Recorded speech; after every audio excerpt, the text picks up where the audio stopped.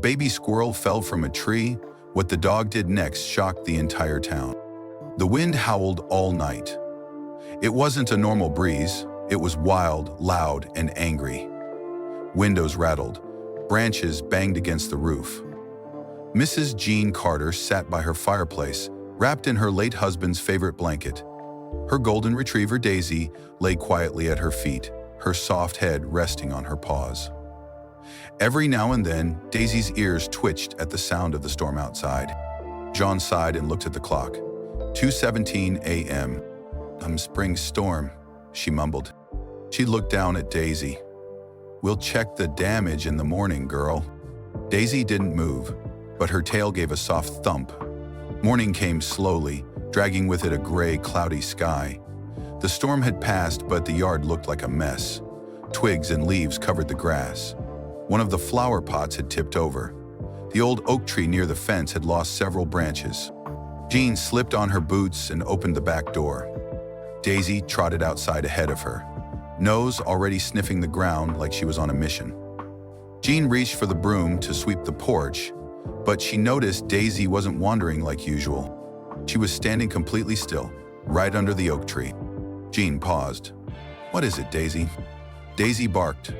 Once, loud and sharp. Then she started scratching at the base of the tree. Not like she was digging, more like she was trying to get something's attention. Jean stepped down the porch steps. Her heart beat suddenly a little faster. Daisy! She called again. The dog didn't move. Jean hurried across the yard. As she got closer, she heard it, a tiny, squeaky sound. It was so soft she thought it might be the wind. But no, it came again. She crouched down next to Daisy and moved aside some fallen leaves. And there it was, a tiny, pink baby squirrel. It was curled up in a ball. Its eyes weren't even open yet. Its fur was barely there, just a thin layer of fuzz. Its small body shivered in the cold morning air. Jean gasped. Oh my goodness. She looked up. The nest must have been in the oak tree. She saw it now, a clump of twigs wedged in the higher branches, half torn apart by the storm. John reached for the squirrel, but Daisy stepped in first. She gently pressed her nose against the little creature. The squirrel didn't flinch. It let out a weak chirp and wiggled closer to the warmth of Daisy's fur. Jean blinked. You found him, she whispered. And you want to help him, don't you? Daisy didn't bark. She just looked up at Jean with soft, serious eyes. Jean hesitated. She knew what most people would say. Leave it. Let nature handle it. But something about the way Daisy stood there, so still, so focused, made her feel like this wasn't just nature. This was something else. She carefully scooped up the baby squirrel in her gardening gloves and hurried back to the house. Daisy followed close behind, never taking her eyes off the tiny animal. Inside, Jean moved quickly. She grabbed a small cardboard box, lined it with an old dish towel, and gently placed the squirrel inside. Then she plugged in her heating pad and slid it under the box. The squirrel gave a soft squeak, curled tighter into itself, and fell still. Jean stared for a moment, unsure what to do next. Then Daisy jumped up onto the couch, sat beside the box, and placed one paw gently on the edge. Jean raised an eyebrow. You want to stay with him? Daisy didn't answer, of course, but she didn't move away either. That afternoon, Jean called the local vet clinic. Dr. Lang here, a cheerful voice answered. Jean explained the situation. A baby squirrel, huh? Dr. Lang said. Sounds like it fell during the storm. You did the right thing keeping it warm. But Daisy, Jean said slowly, she's guarding it, almost like it's one of her puppies. There was a pause. Sometimes, Dr. Lang said, retired service dogs can surprise us. They have strong instincts. If she thinks the squirrel needs help, she may be trying to care for it. Jean hung up the phone, feeling a little amazed. She peeked back into the living room. Daisy was still beside the box. She hadn't moved in hours. The next morning, Jean expected to find the baby squirrel gone. It had been so small, so helpless. But when she lifted the towel gently, it stirred. Alive. Tiny squeaks came from its little mouth. Its nose twitched. Its front legs moved clumsily as it searched for warmth. Daisy stepped forward. She gave the baby a single lick with her tongue, then laid down beside the box, pressing her body close to it. Jean's heart squeezed. "You really are looking after him, aren't you?" she whispered. She made a quick trip to the pet store and returned with a small animal milk replacer, feeding syringes, and more soft towels. She hadn't done anything like this since she was a kid helping her grandpa with farm animals, but with Daisy watching so closely, she felt like she wasn't alone in this. Feeding was tricky. The squirrel was weak and clumsy, and Jean's hands trembled the first few times, but slowly they worked it out. Daisy would sit perfectly still, eyes locked on the baby, as if she was supervising. That night, as Jean turned off the living room lights, she expected Daisy to follow her to bed. Instead, the dog curled up beside the squirrel's box and closed her eyes. Jean didn't argue. By day 3, Jean knew the squirrel would survive. Its movements were stronger. It squeaked louder. It rooted for the milk dropper like a hungry little explorer. And Daisy? She had transformed. The calm, slow dog who mostly slept all day now had purpose. She'd wake up early, nose the edge of the box to check on her new baby, and sit up straight whenever the squirrel made noise. John couldn't believe it. She started recording short videos on her phone. In one, Daisy gently licked the squirrel's back as it wiggled against her side. In another, Daisy stood completely still as the baby squirrel climbed clumsily onto her paw, chirping happily. John sent one clip to her niece in Seattle. "Look what your old Aunt Jean is up to," she texted. Her niece replied within minutes. "OMG, this is going viral. I'm posting it. People need to see this." Jean laughed and didn't think much of it. But the next morning, her niece called, breathless with excitement. Over 200,000 views already. People are obsessed. They love Daisy. Jean nearly dropped her coffee mug. "You're kidding." "Nope." One lady said it made her cry. Another asked if she could send squirrel supplies. "Someone in Canada wants to do a story on it." Jean stared at Daisy, who was now curled around the squirrel like a mother hen. "What are you two getting me into?" she asked. That evening, as the sun set behind the trees and the wind whispered through the leaves, Jean stood at her back porch and watched Daisy and the baby squirrel, whom she now called Chippy, sleeping side by side in a soft nest of towels. She blinked slowly. For the first time in months, maybe even years, her house didn't feel so quiet, so empty. Daisy snored softly. Chippy chirped once in his sleep. Jean smiled. "I guess you picked each other," she said. Inside, the heating pad glowed gently under the box. Outside, stars began to peek through the sky. And in that small Montana town, a beautiful story had just begun. One that no one could have predicted. 3 weeks had passed since the storm, the day Daisy found Chippy under the oak tree. The squirrel wasn't just surviving anymore. He was growing. Every morning, Chippy greeted the day with soft chirps and quick little hops around the box.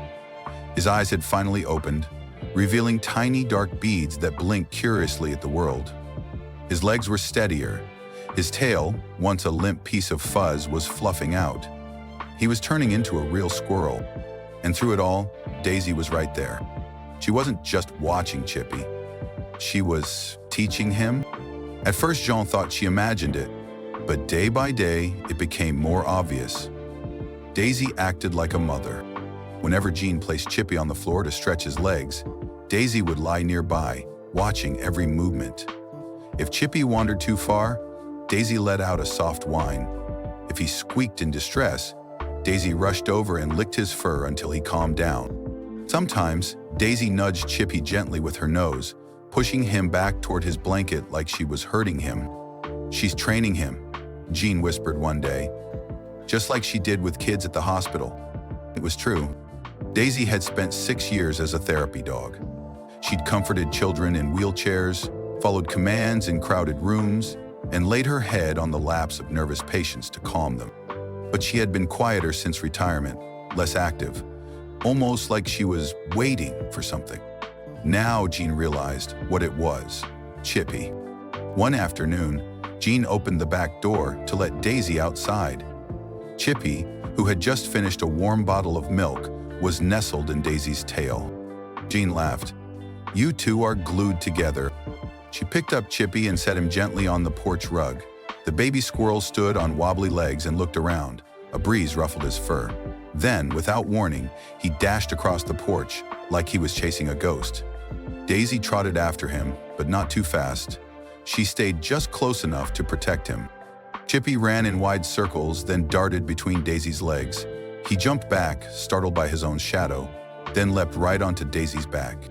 John blinked. "Well, I'll be." Chippy climbed up to Daisy's shoulders, sat upright, and chirped like he was the king of the world. Daisy turned her head to look at him and gave a slow, patient blink. Jean grabbed her phone and started filming. By the end of the week, Chippy had learned something new: climbing. Jean watched nervously as he scaled the bottom rung of the porch railing. He slipped. He dangled. Then he gripped harder and pulled himself up. Daisy barked once. Not loud, more like a warning. Chippy froze. Daisy trotted over and looked up at him, her body stiff. Chippy slowly climbed down, clumsy but safe. He ran straight to Daisy, and without missing a beat, she licked his face like a scolding parent. Jean was amazed.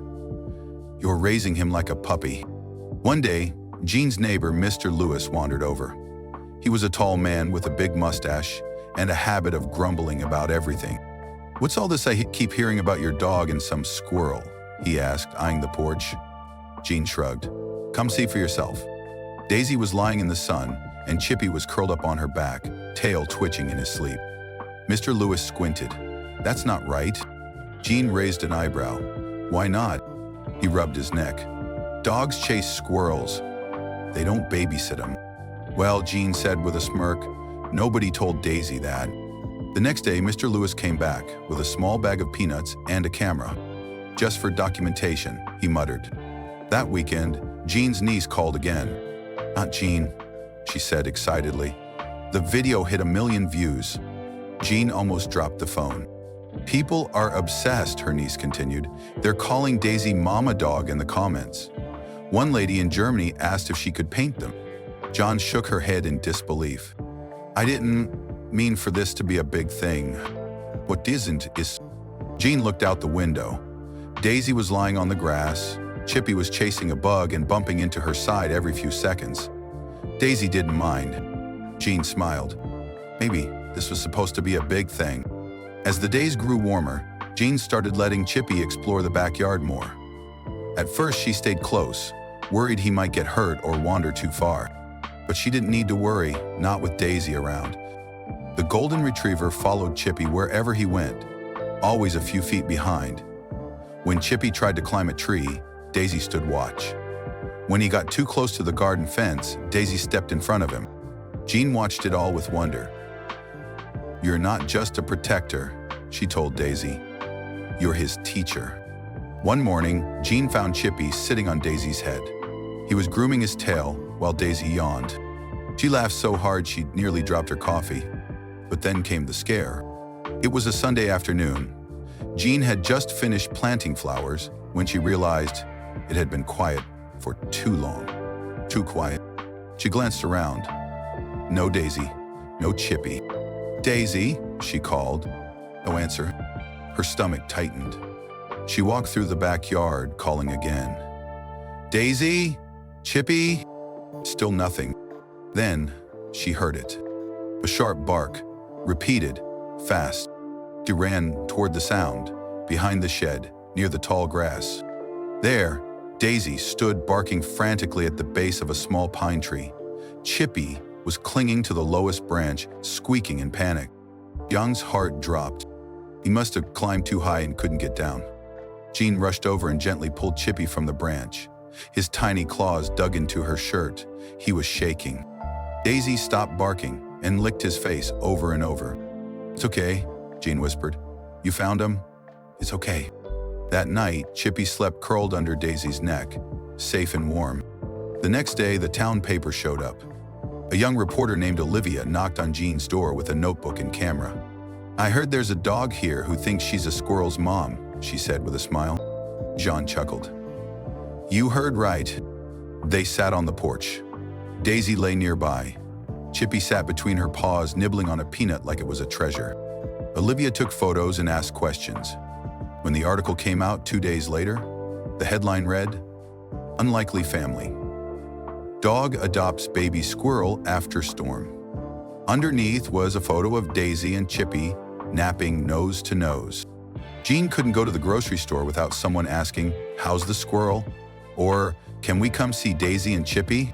She started getting letters. One woman wrote, your story gave me hope after I lost my mom. A school teacher asked to read the story to her students.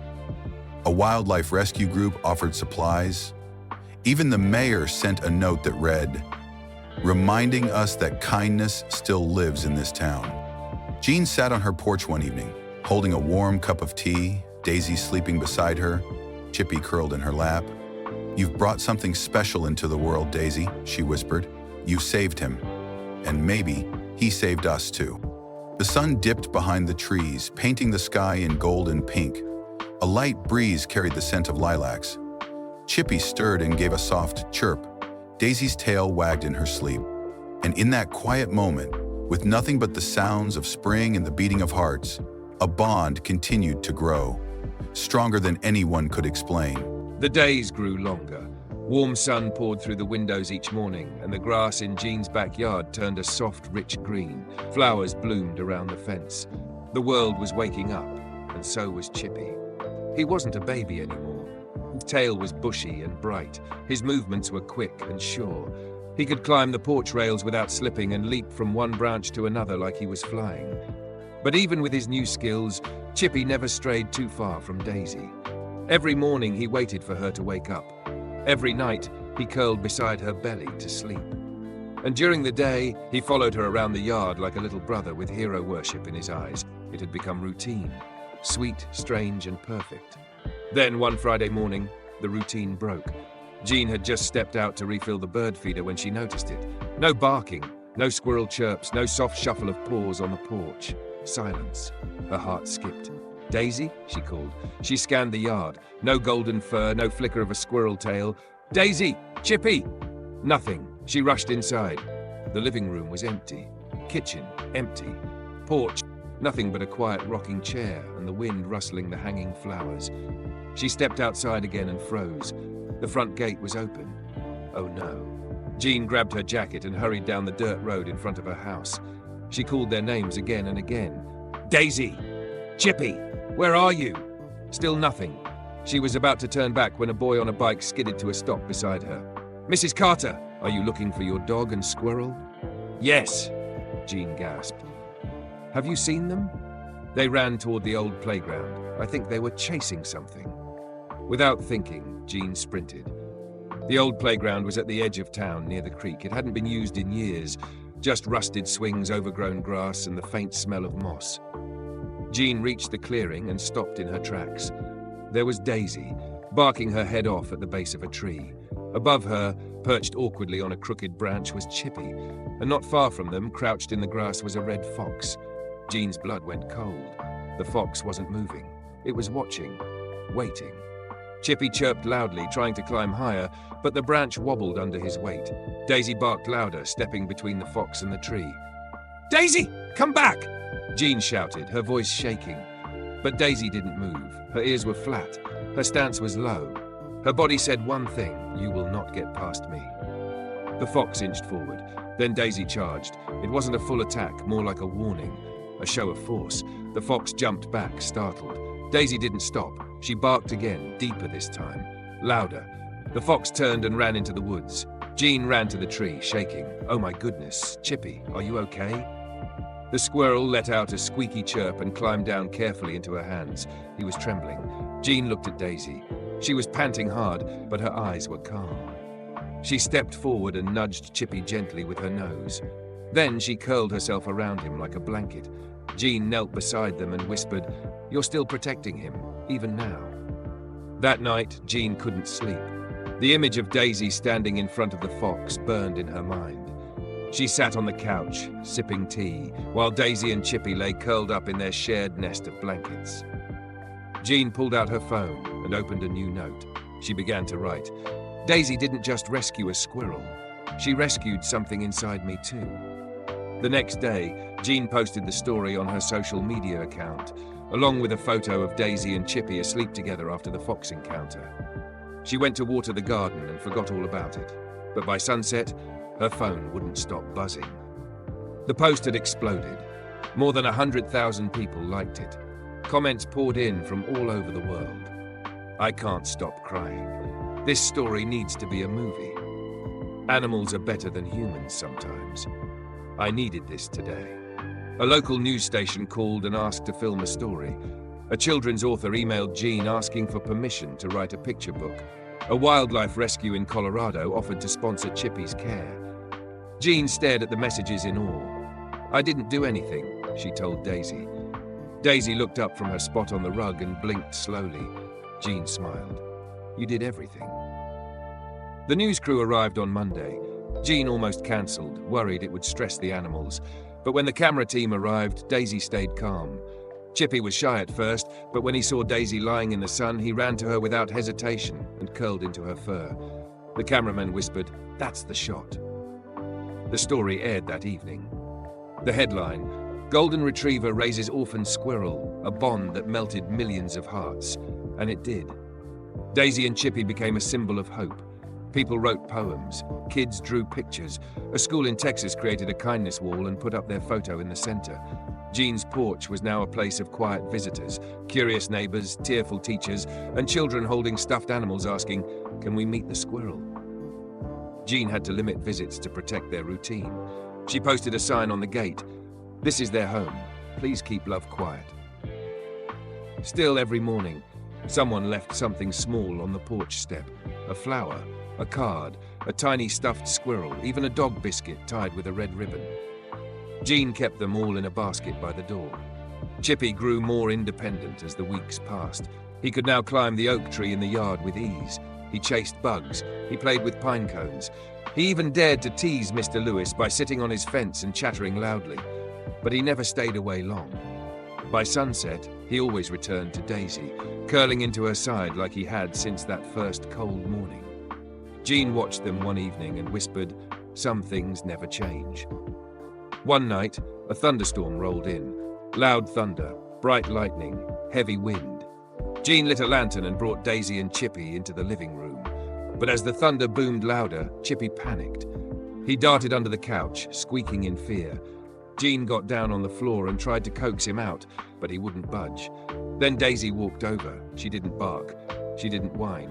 She simply lay down in front of the couch and gave one soft sigh. Silence.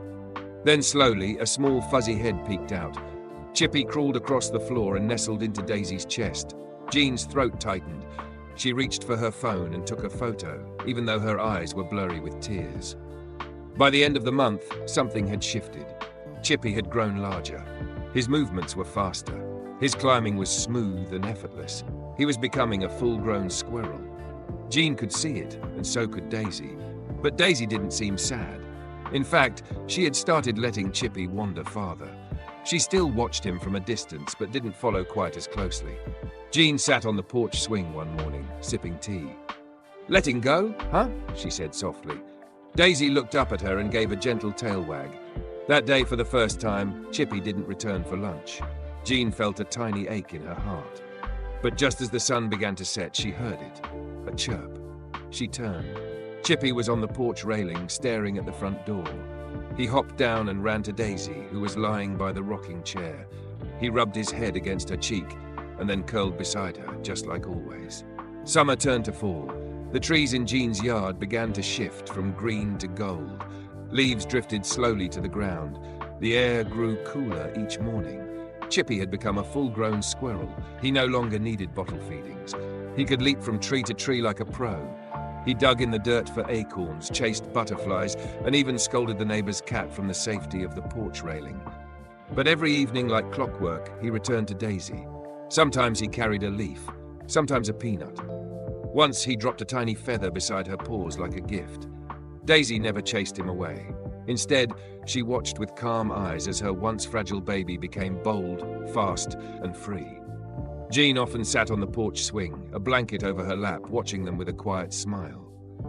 "You raised him well," she'd whisper. One chilly morning, Chippy didn't come home right away. Jean waited until sunset. No squirrel. Daisy paced the porch, then sat at the base of the oak tree, eyes scanning the branches.